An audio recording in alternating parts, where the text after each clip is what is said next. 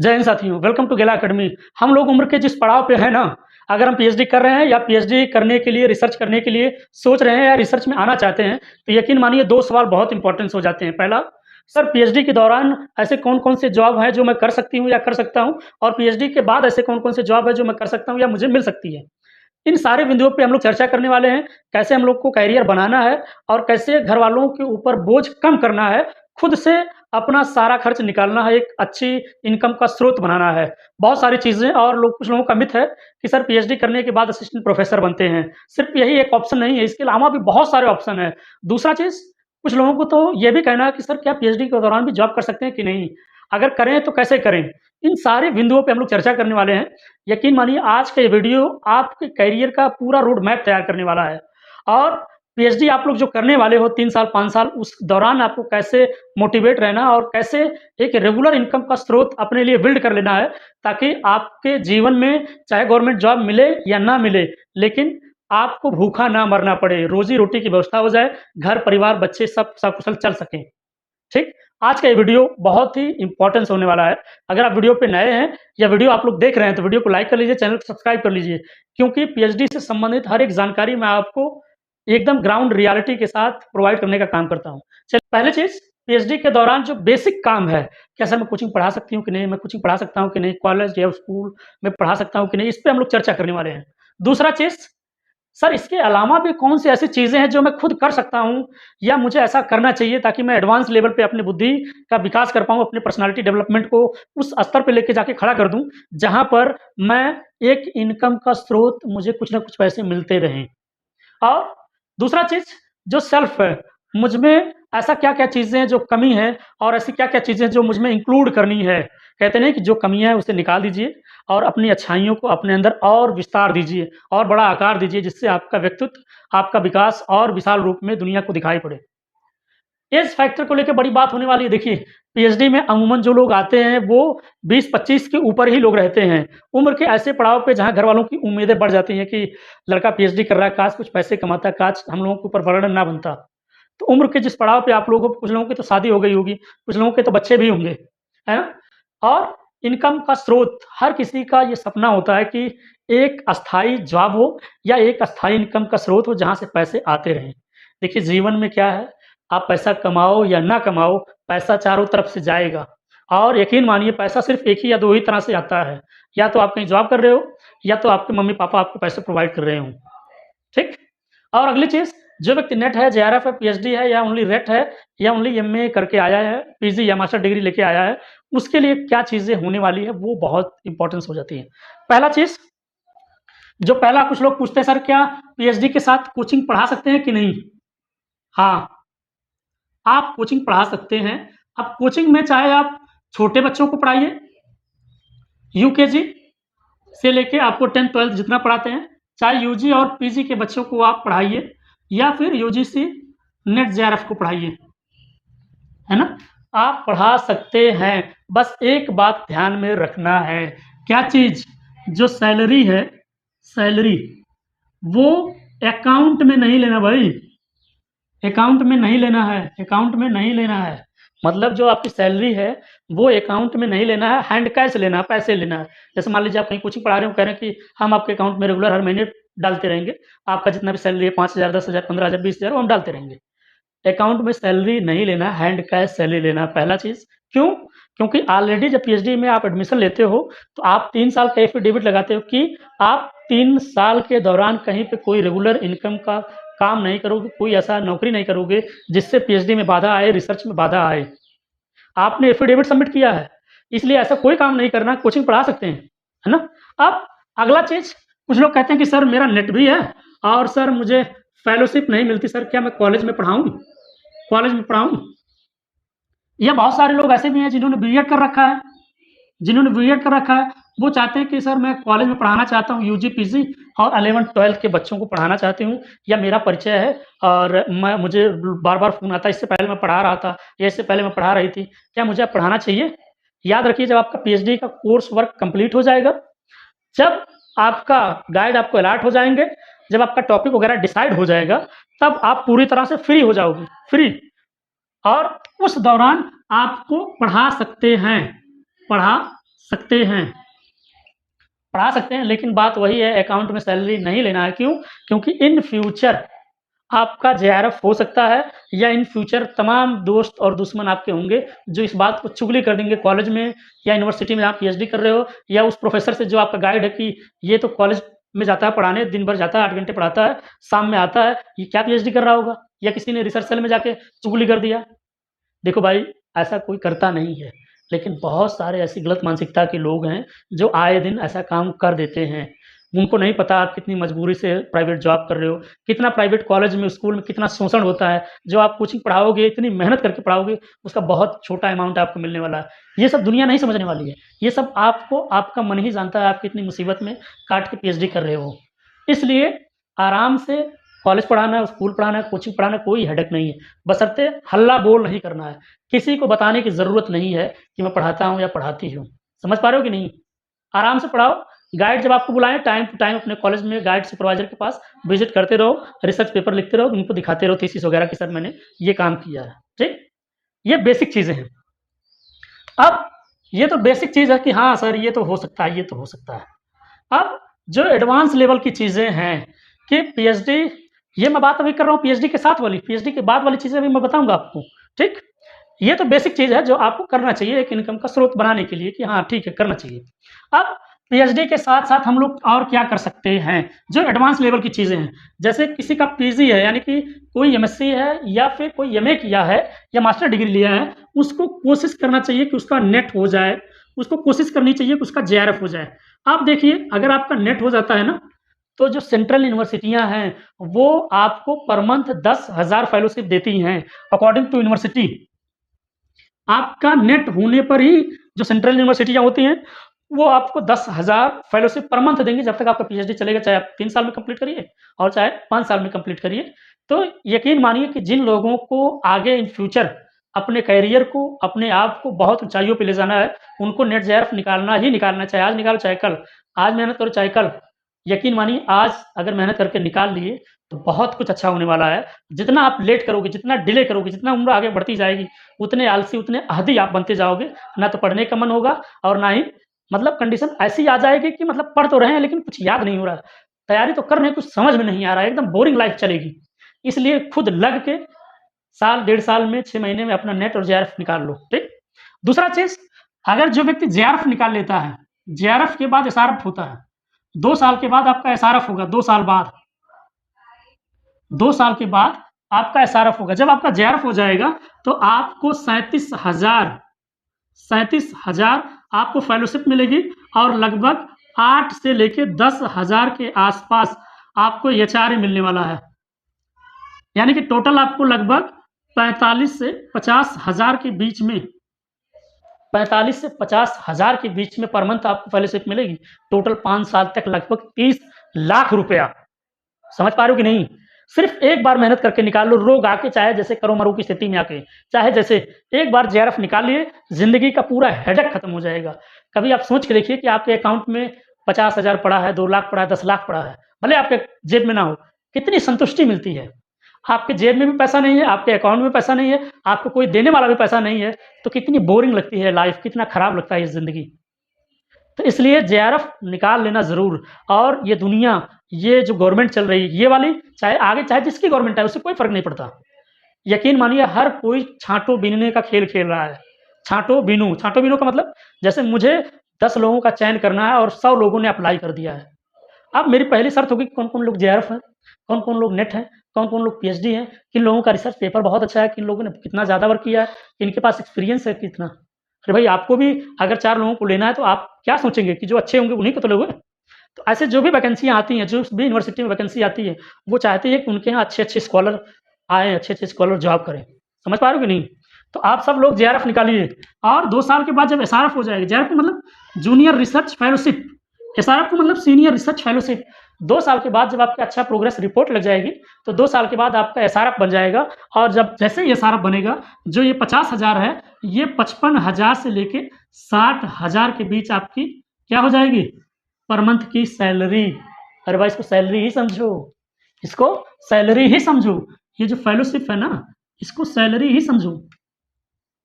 तो ये इतनी सैलरी, अब आपको 50,000, 55,000, 60,000 पर मंथ आ रहा, कुछ नहीं करना है। आप कहीं रहो, घूमो, टहलो, जो करना है करो, जो जहाँ जाना है आओ-जाओ, उससे नहीं फ़र्क पड़ता। आपको 50,000 से लेके 60,000 पर मंथ हर महीने आपके अकाउंट में आ जाएगा। कुछ नहीं करना है। हेडेक खत्म हो जाएगा। मैं इसलिए बता रहा हूँ क्योंकि मैं खुद जेआरएफ होल्डर हूँ, मेरा खुद की फेलोशिप आती है। मैं खुद जेआरएफ का फेलोशिप उठाता हूँ, सैलरी उठाता हूँ, है ना? इसलिए ये सारी चीज़ें मैं आपको बता पा रहा हूँ। कितना रिलैक्स मिलेगा जिस दिन आपके अकाउंट में 50,000 आ जाएगा। वाह! क्या आ रहे हैं, पैसे आ रहे हैं, पैसे आ रहे हैं। ठीक? तो ये काम करना है किस पे? एडवांस लेवल पे जाके। दूसरा चीज़, आप जो प्रोजेक्ट पास होते हैं, जो प्रोजेक्ट पास होते हैं, कैसे प्रोजेक्ट? रिसर्च प्रोजेक्ट यूनिवर्सिटियों में हर विभाग में, चाहे साइंस फैकल्टी हो, चाहे आर्ट फैकल्टी हो, चाहे कॉमर्स फैकल्टी हो, चाहे मैथ फैकल्टी हो, कोई भी फैकल्टी हो, कोई भी विषय हो, सब में रिसर्च प्रोजेक्ट पास होता है। जैसे डीडीयू में अभी विश्वविद्यालय में ज्योग्राफी डिपार्टमेंट में रिसर्च प्रोजेक्ट पास हुआ है। अंकित सर के अंडर में एक रिसर्च असिस्टेंट की ज़रूरत है, जिसको 25,000 पर मंथ मिलने वाला है। अब जो रिसर्च प्रोजेक्ट पास होता है, उसमें असिस्टेंट की ज़रूरत पड़ती है। असिस्टेंट की ज़रूरत पड़ती है। अब असिस्टेंट की जो सैलरी होती है 25 से लेके 30,000 से लेके 35,000 के आसपास होता है सैलरी, है ना? मैंने खुद, कोई इलाहाबाद विश्वविद्यालय का होगा तो वो खुद मुझे जानता होगा, जो 2023 का पास आउट है या 23 का बैच का है। मैंने खुद वहाँ ज्योग्राफी डिपार्टमेंट में रिसर्च असिस्टेंट पोस्ट पे काम किया है।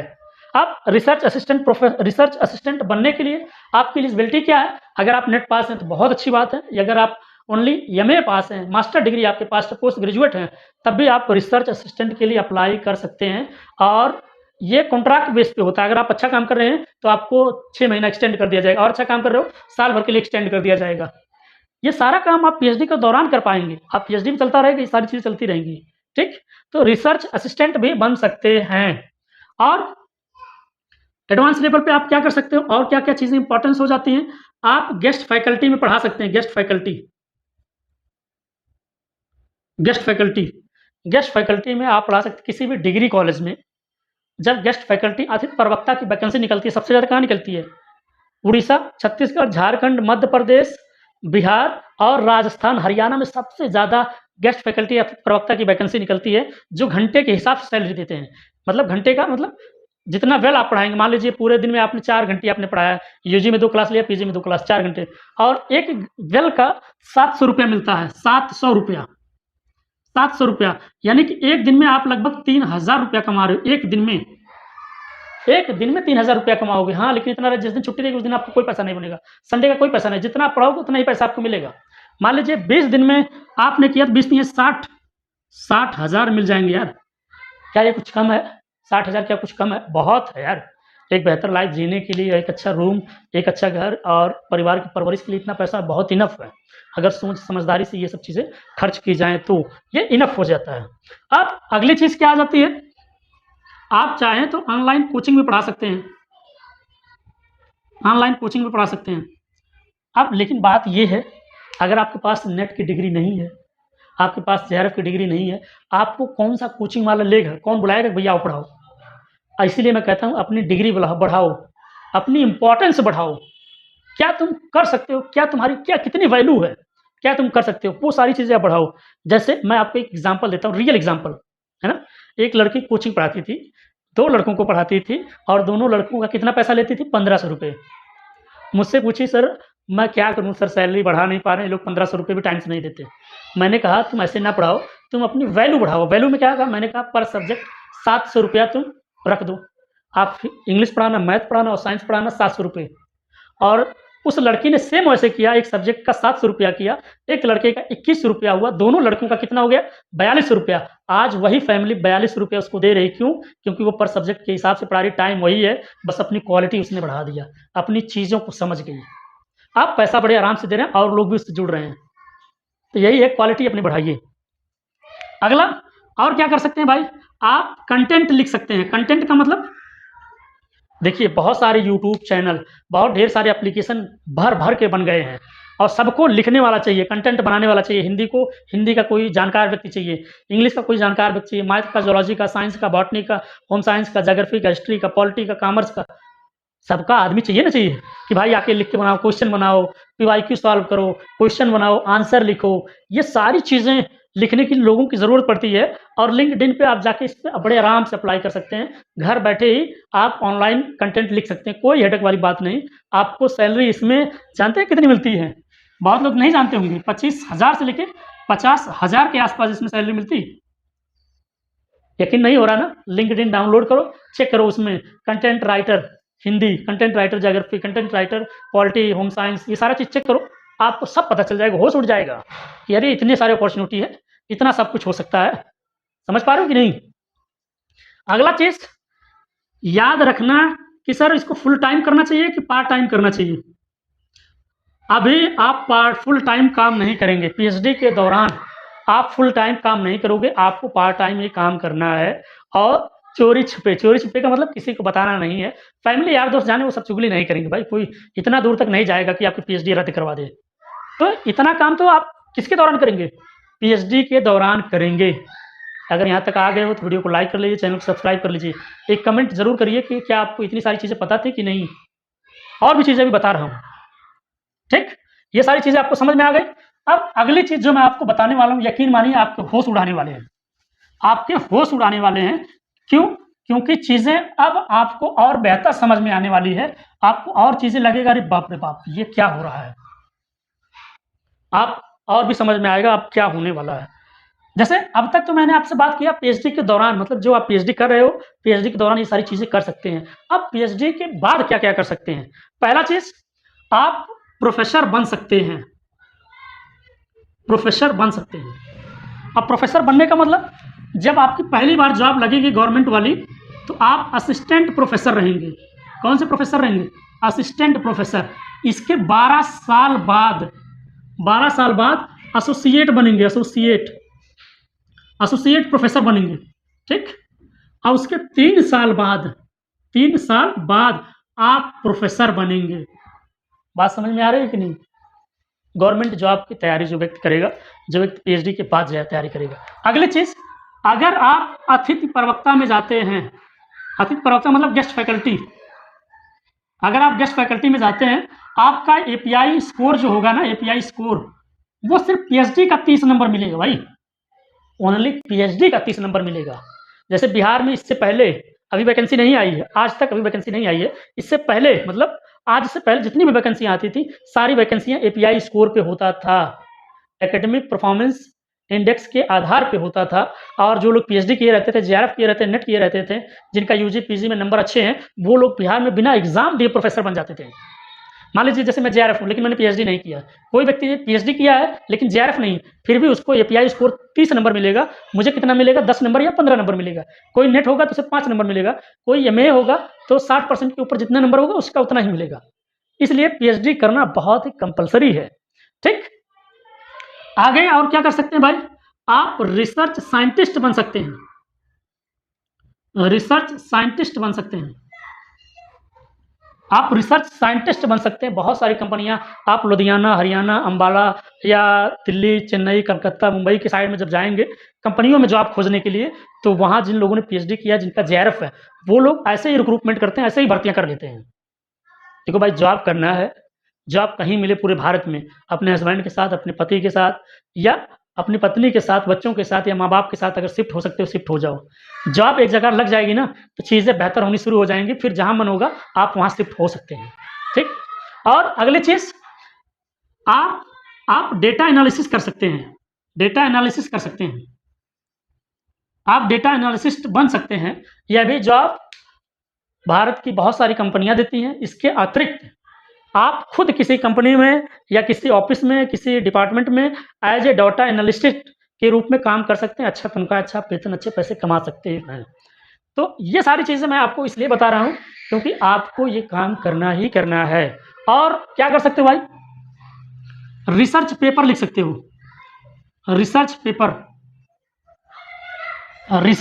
लिख सकते हो। रिसर्च पेपर अगर आपने अच्छा लिख के अच्छा पब्लिश करा लिया ना, पूरे गोरखपुर विश्वविद्यालय में एक प्रोफेसर, शायद मेरी जानकारी में एक प्रोफेसर साइंस डिपार्टमेंट का, जिनका रिसर्च प्रपोजल दुनिया की सबसे टॉप शोध संस्थान या जनरल में पब्लिश हुआ, उसी एक रिसर्च पेपर के बदौलत उन्होंने गोरखपुर विश्वविद्यालय में असिस्टेंट प्रोफेसर का जॉब उनको मिला है, उसी एक रिसर्च प्रपोजल के बल पे, दम पे, है ना? तो अच्छे से रिसर्च प्रपोजल आप लिख सकते हैं, अच्छा पैसा कमा सकते हैं।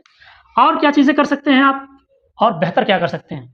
ये तो मैं अब चीज़ें बता रहा हूँ। अगर मान लीजिए इन केस आपका गवर्नमेंट जॉब नहीं लगा, गवर्नमेंट जॉब नहीं लगा, आपने पीएचडी कर लिया, हो सकता है आपके पास नेट भी हो सकता है आपके पास जेआरएफ भी हो, है ना? तीनों में से सिर्फ पीएचडी है तब भी चल जाएगा, पीएचडी के साथ नेट है तब भी चल जाएगा, पीएचडी के साथ जेआरएफ है तब भी चल जाएगा। अगर इन केस इन फ्यूचर आपका गवर्नमेंट जॉब नहीं लगता, तो रोजी-रोटी की व्यवस्था तो करनी पड़ेगी। ऐसा तो है नहीं कि पीएचडी जैसे कर लिए, जैसे पहले थे पीएचडी के पहले, वैसे पीएचडी के करने के बाद भी उसी हालत में हो, तो यकीन मानिए आपकी बुद्धि का विकास नहीं हुआ, आपकी पर्सनैलिटी का डेवलपमेंट नहीं हुआ है। मैं आपको बता रहा हूँ तरीका। जैसे ही आपका पीएचडी कंप्लीट हो, तुरंत क्या कर लेना है, अनुमोदन करा लेना है। अनुमोदन, अनुमोदन का मतलब अप्रूवल करा लेना है।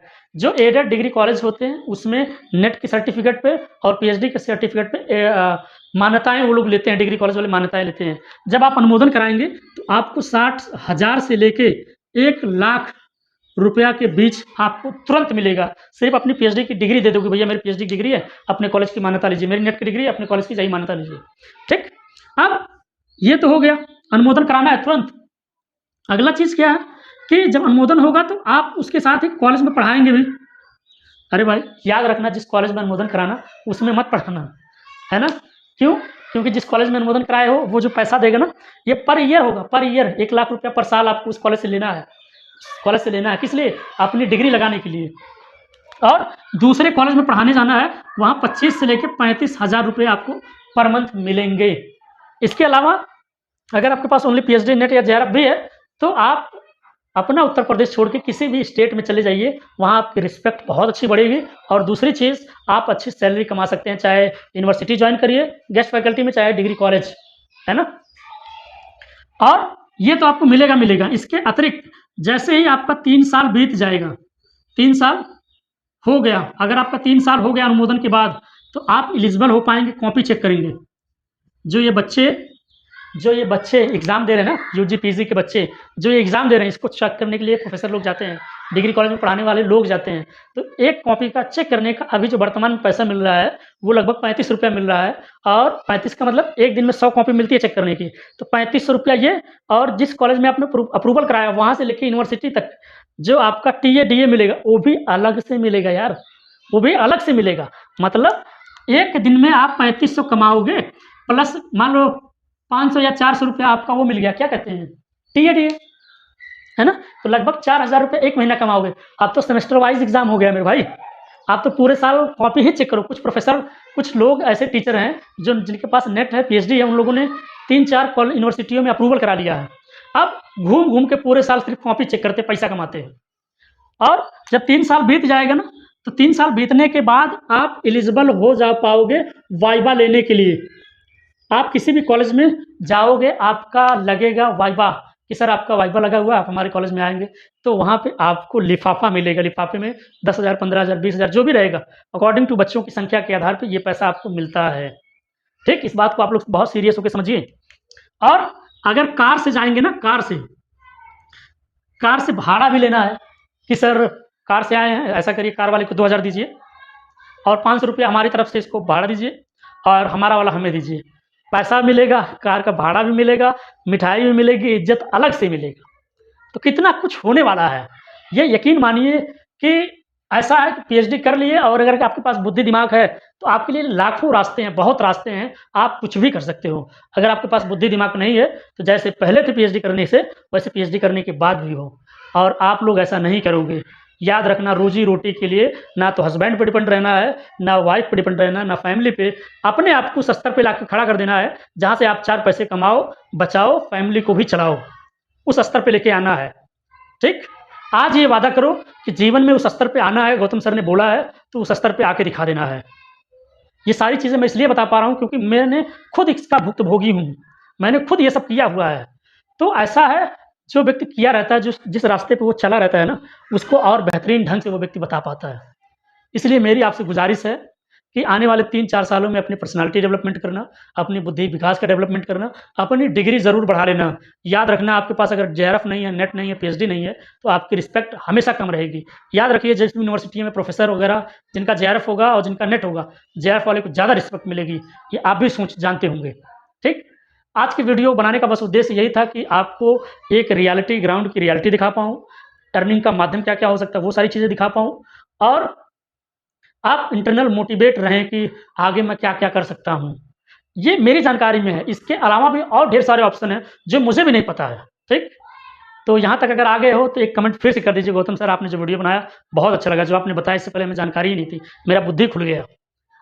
वीडियो को लाइक कर लीजिए, चैनल को सब्सक्राइब कर लीजिए, क्योंकि मैं उस रास्ते पे हूँ, जिस रास्ते पे आप लोग चल रहे हो, बस 4 कदम आगे हूँ। आप संघर्ष कर रहे हो, मैं संघर्ष करके थोड़ा-सा आगे बढ़ गया हूँ। इसलिए सिर्फ़ मैं आपको पढ़ाता भी नहीं, आपको रास्ता दिखाने का भी काम करता हूँ।